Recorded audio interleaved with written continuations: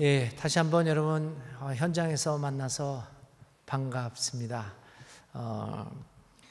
벌써 2달 2개월 동안 이곳에서 예배를 드리지 못하고 오늘 이제 드디어 이렇게 좀 떨어져서 예배를 드리고 많은 분들이 참여는 못했지만 현장 예배를 실시하게 된 것 정말 하나님 앞에 감사하고 감동하고 이 감개무량하지 않을 수 없습니다. 저는 이제 어제 잠을 잘 자질 못했습니다. 한 3시간 잤나요?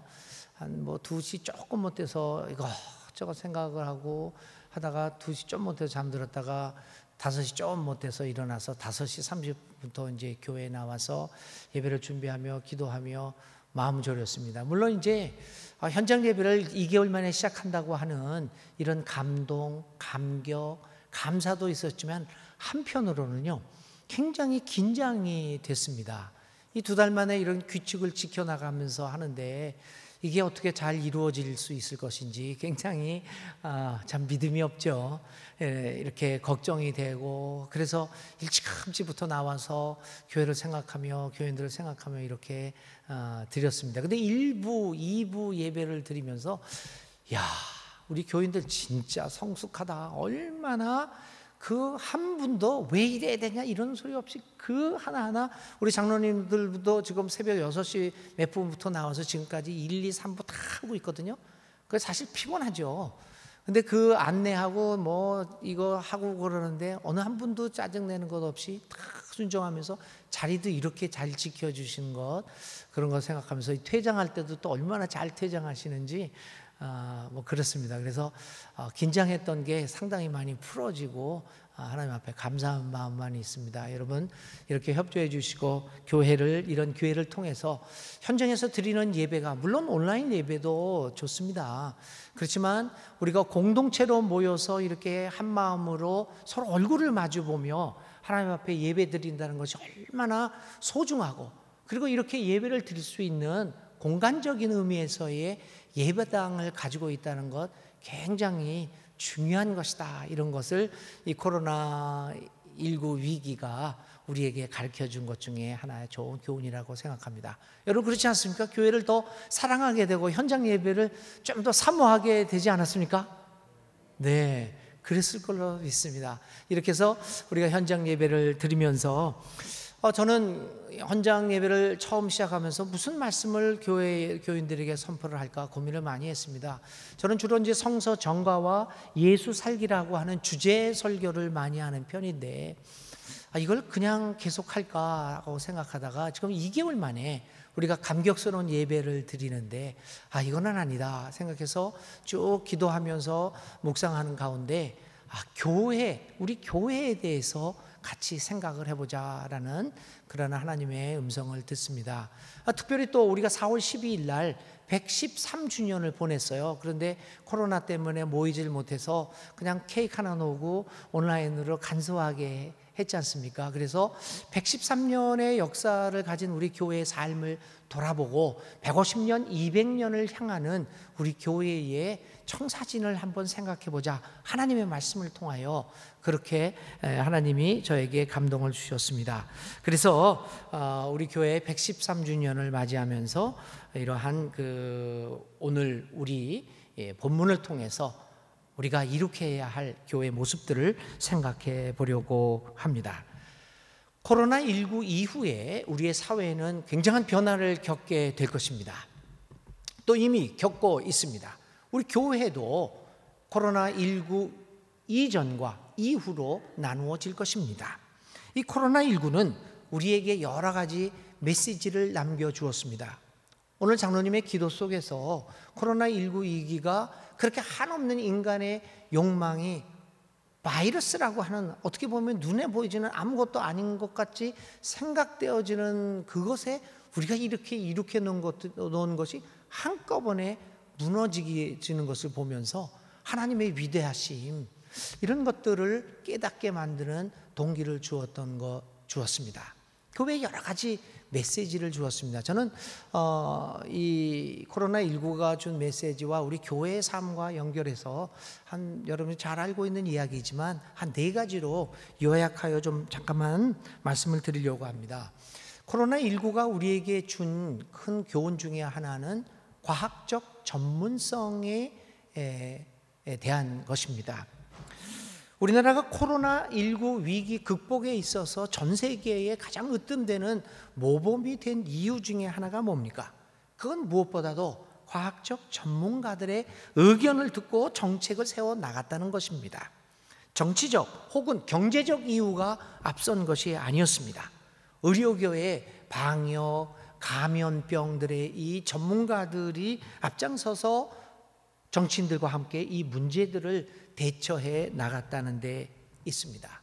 결국은 이 사회적으로 이야기하면 과학적 전문성이 우리의 생명을 많은 경우 살려놓았다고 하는 것입니다. 그래서 오늘 이 젊은 세대들은 이 과학적 전문성에 대한 관심을 굉장히 많이 갖게 됩니다. 이제 이러한 면에서 우리 기독교도 교회도 막무가내 같은 모습을 보여서는 40대 이하의 젊은 세대들에게는 전혀 목소리를 바랄 수 없을 것입니다. 정광훈류의 그러한 기독교의 모습 가지고는 이 코로나19 이후의 세계를 우리는 감당하지 못할 것입니다. 그래서 좀 더 우리가 신앙에 대해서 진지하고 심각하게 좀 대하면서 하나님이 이 땅을 만드시고 우리의 삶을 주장하시는 것에 대해서도 좀 더 진지하게 접근해 보는 노력이 필요하다입니다. 두 번째는 이 코로나19는 개인의 문제는 개인으로 끝나는 것이 아님을 우리에게 가르쳐 주었습니다. 우리는 지금까지 많은 개인주의가 발달하다 보니까 내가 하고 싶으면 했다. 내가 나만 해서 내가 나 혼자만 손해 보면 되거나 아니 이익 보면 되는 것 아니냐. 그 개인의 문제가 개인으로 끝난다고 생각했는데 이 코로나19는 개인의 문제는 공동체의 문제로 발전할 수 있다. 아니 또 반드시 발전한다, 확산된다라고 하는 것을 보여주었습니다. 우리나라의 경우에도 잠잠하던 코로나19 전염이 31번 확진자로부터 시작하여 그리고 신천지라고 하는 특수한 이단에 의해서 급속도로 번져갔습니다. 전염병의 경우 한 사람 혹은 한 단체의 행동이 온 나라를 혼란 속으로 빠져들게 만들었다는 것입니다. 이렇게 개인과 공동체는 공동 운명체임을 가르쳐 주었습니다. 개인의 운명이 공동체의 운명으로 연결되고 있습니다. 특별히 신천지라고 하는 이단 때문에 우리가 이렇게 많은 혼란을 겪게 되었는데 공동체를 생각하지 않는 자기네들만의 공동체가 아니라 이 대한민국 사회 아니 전 세계의 인류 공동체를 생각하지 않는 종교는 무슨 의미가 있느냐라고 하는 것을 보여주었습니다. 박원순 시장이 얼마 전에 이 신천지 법인을 취소시켰습니다. 그래서 왜 취소시켰냐라면서 몇 가지 이유를 들었습니다. 그 중에 하나가 뭡니까? 이건 종교가 아니다라는 겁니다. 어떻게 자기들의 번영과 자기들의 모임만을 주장하는 것으로 그것만 중요시 여기고 이 사회의 생명은 중요시 여기지 않는 그것이 어떻게 종교가 될 수 있겠느냐 이렇게 해서 여러 가지 이유를 들었습니다. 이 박원순 시장의 그 이유들을 우리 교회들이 한 번씩 이렇게 들춰보면서 과연 우리는 어떤 모습이었는가라고 생각하는 것은 굉장히 중요하다고 봅니다. 개인과 공동체는 공동 운명이다. 세 번째로 코로나19는 오늘 우리가 살고 있는 사회의 불평등의 문제를 적나라하게 보여주었습니다. 병은 모든 사람에게 공평하게 전염됩니다. 그러나 반드시 그렇지만은 않습니다. 코로나19는 미국의 경우에만 보더라도 취약계층과 가난한 계층에서 더 많이 발생했습니다. 봉쇄 조치를 합니다. 자가격리를 합니다. 거기에 있어서도 차별이 이 경제적 차별이 많이 드러났죠. 부자들은 나름대로 여유 있게 자가격리 시간을 보냅니다. 그러나 취약계층들은 우리 대부분의 사람들이죠. 당장 장사를 해야 되고 직장을 가야 되고 이러는 사람들, 당장 하루하루 일용 노동을 해서 살아가야 되는 이러한 층들은 당장 먹고 살 것이 없어서 죽을 고생입니다. 자가격리를 한다고 하지만 취약계층들은 이 주거 공간의 협소함으로 인하여 원활한 자가격리도 제대로 하지 못합니다. 이처럼 코로나19는 사회적 불평등의 모습을 적나라하게 보여주었습니다. 따라서 오늘 우리 사회가 진지하게 고민해야 될 문제들은 이 사회적, 경제적, 정치적 불평등을 어떻게 해소할 것이냐. 그리고 그런 면에서 우리 교회도 교회의 중요한 목회적 주제 하나도 이 사회에, 또 우리 교회 사회에서 존재하는 여러 가지 불평등의 문제를 신학적으로, 성경적으로, 우리 신앙적으로 어떻게 모델을 보여줄 수 있느냐, 이것도 우리 교회가 반드시 생각해야 할 중요한 문제입니다. 네 번째로, 코로나19 위기는 우리의 삶의 양식에 대하여 진지하게 고민해 볼 것을 촉구했습니다. 생태계의 파괴가 결국은 이러한 참혹한 전염병을, 코로나19라는 전염병을 갖고 온 것 아닙니까? 코로나, 여러분 다 알고 계시지만 코로나19는, 이 바이러스는 박쥐를 숙주로 하고 있었다고 합니다. 그런데 인간이 점점 발전하면서 박쥐가 살고 있는 서식지들을 다 침해합니다. 심지어는 박쥐를 잡아 먹습니다. 숙주를 잃어버린 이 신종 코로나19 바이러스는 자기가 살기 위해서 숙주를 찾습니다. 인간에게 자기의 숙주가 될 수 있는 존재를 인간에게서 발견하게 된 거죠. 결국은 이러한 생태계의 파괴는 이렇게 우리들의 삶을 파괴시킵니다. 근데 이 생태계의 파괴는 바로 우리들의 삶의 양식과 관련이 있습니다. 소비와 끝없는 경제 발전을 기본으로 하는 우리의 삶의 양식은 생태계의 파괴를 필연적으로 발생합니다. 끝없는 경제 개발과 성장, 그리고 보다 더 많은 것을 소비하고자 하는 삶은 필연적으로 생태계를 파괴할 것이고, 또 이러한 생태계의 파괴는 코로나19뿐만 아니라 여러 가지 다른 형태로 우리의 삶을 이제 위협하게 될 것입니다. 이제 이러한 삶의 양식이 소비나 끝없는 경제 발전, 성장이라는 것보다는 오히려 우리의 삶의 질의, 풍요로움을 중심으로 이루어져야 할 것입니다. 서로 이웃에 대한 배려, 관심, 서로 존중해주고 서로 포용하고 얼싸 안아주고 서로 이야기를 나눌 수 있는 이러한 인간적 삶이 우리의 삶의 중심이 되어야 합니다. 그런데 이 이야기는 바로 성장, 경제 성장 이런 것이 아니라 생명 사랑이 우리 삶의 양식이 되어야 한다는 것입니다. 그런데 여러분, 우리가 이 소비와 끝없는 경제 발전이라고 하는 삶의 양식을 포기하고 생명 중심이라고 하는 삶의 양식을 채택할 수 있을까요? 참 힘든 일입니다. 아니, 거의 불가능할 것 같은 느낌을 줍니다. 누구든지 더 소비하고 더 갖고 싶고 더 많이 누리고 싶은데 그런 것이 아니라 생명을 중심으로 살라, 이거 참 불가능합니다. 그러면 인류의 미래는 어디서 찾아볼 수 있겠습니까? 여러분 어떻게 생각하십니까? 삶의 양식을 바꾸는 것이 가능하다고 생각하십니까? 가능해야 합니다. 그 가능은 우리 교회에서 시작되어야 한다는 것입니다. 왜냐하면 생명을 사랑하셔서 자기의 목숨을 버리고 우리의 생명을 구원하기 위하여 자기를 죽이신 예수 그리스도가 우리의 주님이시기 때문입니다. 여러분이, 우리가 믿고 있는 예수님은 자신의 생명을 버려서 우리의 생명을 살리신 분이십니다. 그런 분을 믿고 있는 우리 믿는 사람들이 우리의 삶의 양식을 사람 중심, 생명 중심으로 바꿀 수 있습니다. 바꿔야만 합니다.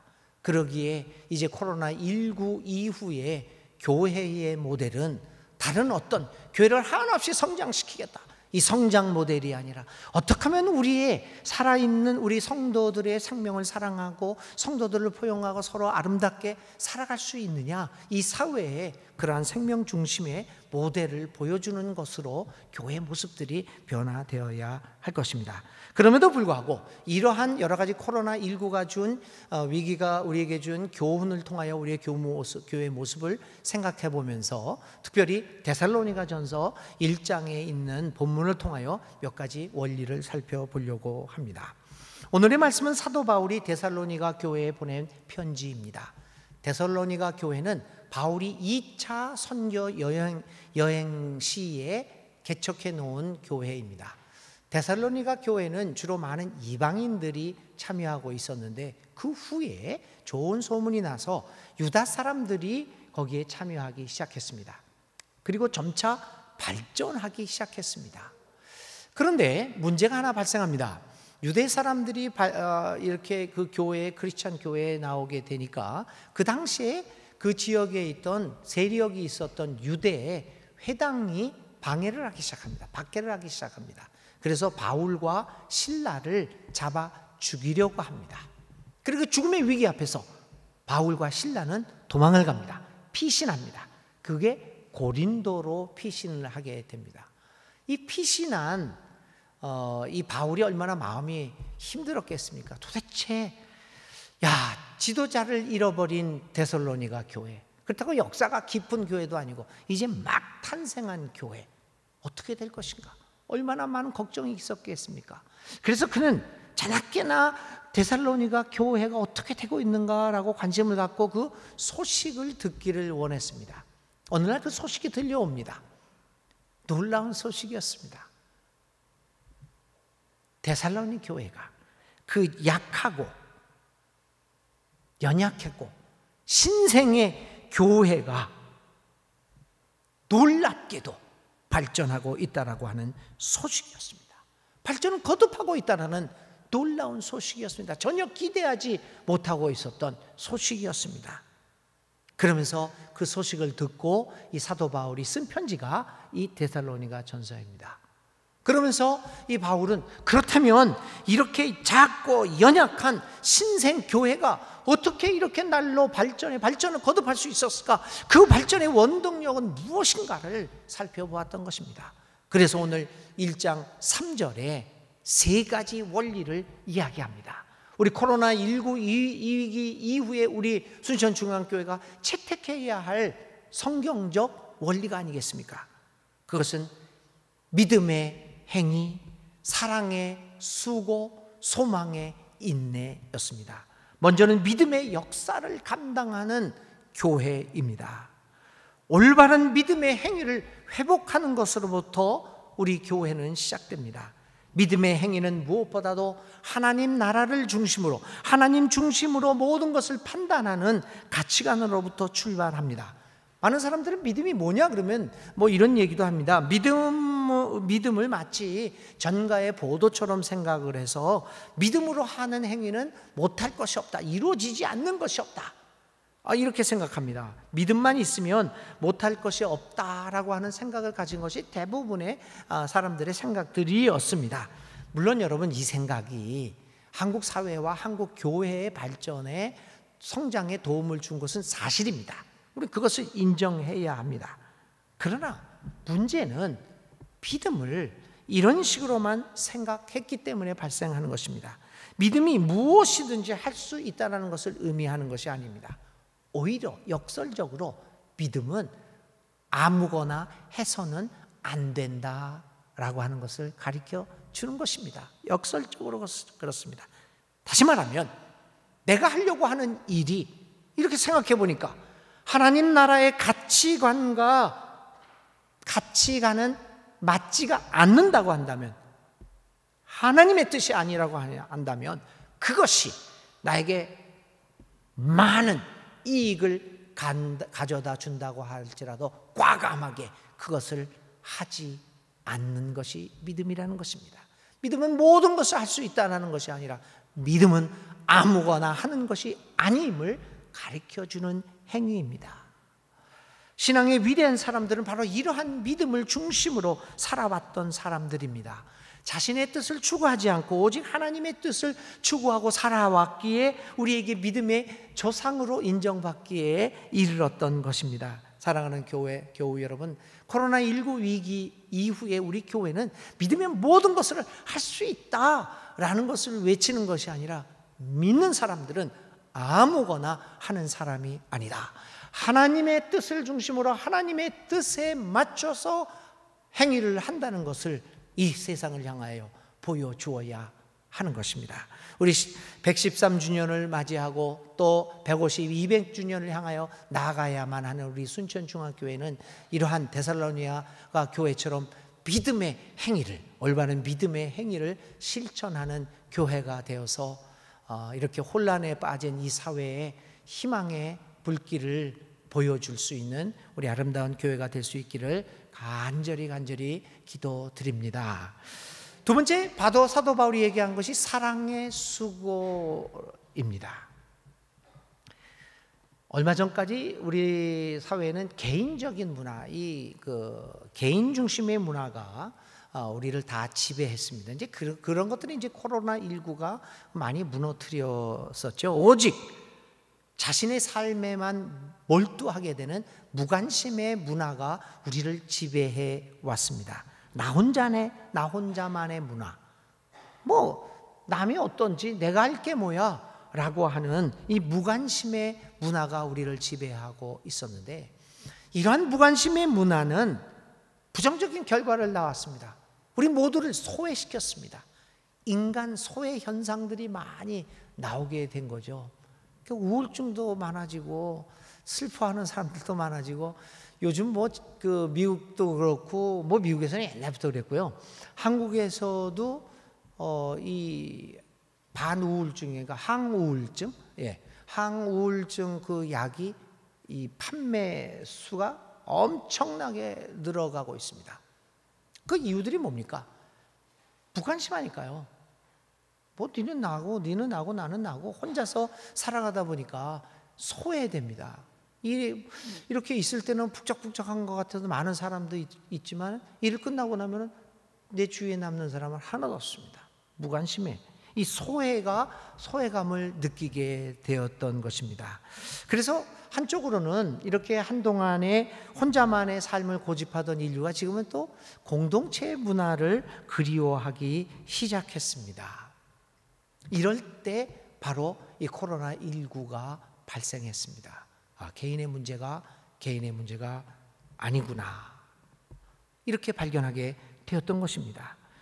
이런 사회에서 우리 교회가 어떤 모습을 보여야 됩니까? 사랑의 수고를 보일 수 있는 교회가 되어야 한다는 것입니다. 이웃에게 관심이 있으면 사랑의 수고를 하게 되지 않겠습니까? 이웃에게 관심이 없으면 아무런 섬김이나 수고를 할 수가 없게 됩니다. 오늘 우리 교회가 세상을 향하여 보여줄 수 있는 이 모습은 바로 사랑의 수고를 아끼지 않는 모습입니다.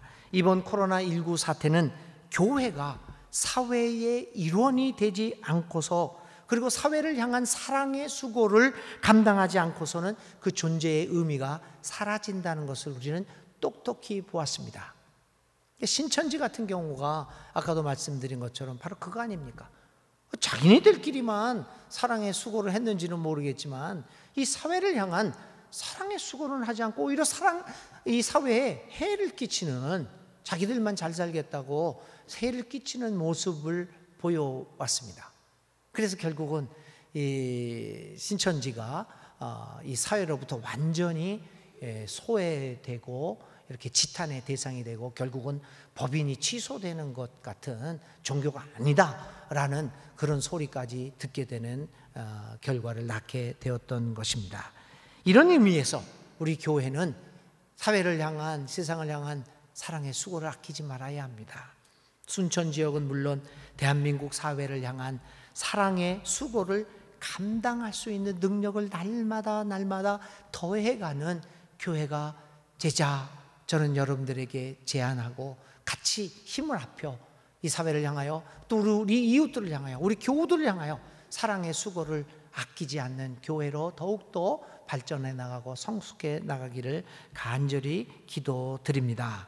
사랑의 수고를 아끼지 않는 어른 교회가 되어야 할 것입니다. 마지막으로 사도 바울은 데살로니가 교회의 성장의 원인을 소망의 인내라고 이야기하고 있습니다. 여러분, 소망, 희망이라고 하는 두 글자는 기독교에서는 종말론과 관계가 있습니다. 종말론이라고 하는 것은 결국에는 지금 막 어려움이 있고 불의가 판치고 뭐 나쁜 사람들이 권세를 잡고 이런 것 같지만 결국에는 하나님의 나라가 올 것이다. 지금 이렇게 보게 되는데 지금으로서 하나님의 나라가 올 것 같지가 전혀 희망이 없습니다. 안 보입니다. 그렇지만 종말론은 우리에게 이야기합니다. 지금 희망이 불가능할 것 같아 보이지만 걱정하지 마라. 반드시 하나님의 나라가 온다. 이게 종말론입니다. 그 종말론을 갖게 되면 희망, 종말론에 대한 희망을 갖게 되면 그 희망은 인내를 낳습니다. 참게 만드는 것입니다. 바울은 굉장히 고난을 많이 겪었던 사람입니다. 그렇지만 그 많은 고난을 이기고 나갔습니다. 그 이유 하나는 그에게는 예수 재림에 대한 확신, 종말론에 대한 희망이 있었기 때문입니다. 바울은 굽은 것을 곱게 하시고 낮은 것을 높게 하시며 교만하게 높게 솟은 것을 잘라내시는, 낮게 하시는 그 하나님 나라의 옴에 대하여 확신할 수 있었기 때문에 그는 희망을 갖고 참을 수 있었습니다. 오늘의 고난과 오늘의 순환과 오늘의 모욕과 오늘의 고통들을 그는 넉넉히 이기는 마음으로 참아낼 수 있었던 것입니다. 우리 교회도 마찬가지입니다. 오늘 사회가 정말 삶의 양식을 바꿀 수 있을까? 소비와 그 욕망 속으로만 달려가는 이 사회가 바뀔 수 있을까? 바뀌지 못한다. 그런 절망이 아니라 바꿀 수 있다. 우리들이 할 수 있다. 하나님의 사람들이 할 수 있다라고 하는, 그리고 하나님께서 반드시 그 세상을 우리에게 주실 것이라고 하는 이 종말에 대한 희망을 가질 수 있다면 오늘 우리들은 참으면서 그 일을 이루어낼 수 있을 것입니다. 오늘 우리 교회도 여러분들이 예배 오시면서 얼마나 불편하셨습니까? 그거 뭐 이거 열도, 나 열도 없는데 열도 재고 뭐 사실 여러 가지 어려운 일들이 많지 않았습니까? 그렇지만 우리가 그런 조그마한 수고를 아끼지 않고 참아냄으로써 하나님의 나라는 우리에게 성큼 다가오고 있다는 것을 우리는 확신해야 합니다. 이 세상을 향하여 희망의, 소망의 인내를 보여줄 수 있는 우리 순천중앙교회가 되어야 합니다. 교회가 사회의 뒤를 쫓아다니고 있다고 한다면 교회는 이 세상을 향하여 아무런 희망도 던져주지 못할 것입니다. 교회는 세상 앞에 서 있어야 합니다. 그래서 사회가 우리 교회의 모습을 보고 배우도록 만들어 갑시다. 우리는 과연 하나님 나라의 도래에 대하여 소망을 갖고 있습니까? 갖고 있다면 오늘의 삶을 인내로 참아 이겨 나갈 수 있기를 간절히 기도드립니다. 사랑하는 교회 여러분, 113년을 맞이한 우리 순천중앙교회 교우들을 오늘 2020년 4월에 하나님은 또 부르고 계십니다. 언제든지 올바른 믿음의 행위를 할 것을 기대하면서 우리를 부르고 계십니다. 우리 교회 내에서뿐만 아니라 이 사회를 향하여, 사랑을 잃어버린 이 세대를 향하여 사랑의 수고를 기꺼이 감당할 것을 기대하면서 오늘도 우리 순천중앙교회 교우들을 부르고 계십니다. 하나님 나라의 도래의 희망을 갖고 그 일을 위하여 소망으로 참아내고 애쓰는 교회가 되라고 우리를 부르고 계십니다. 창립 113년을 보내면서 이러한 믿음의 행위, 사랑의 수고, 소망의 인내를 바라며 우리를 부르시는 주님의 소리에 응답하고 결단하는 우리 순천중앙교회 교우들이 다 되시기를 주님의 이름으로 기원드립니다. 하나님 아버지, 오늘도 믿음의 행위와 사랑의 수고와 소망의 인내를 통하여 우리 순천중앙교회를 하나님의 일꾼으로 불러주셨음을 감사합니다. 하나님의 부르심에 응답하고 결단하며 더욱더 아름다운 교회를 만들어가는, 그래서 113년을 넘어 150, 200으로 나아가는 우리 사랑하는 교회가 되게 하여 주시옵소서. 예수님의 이름으로 간절히 기도를 드립니다. 아멘.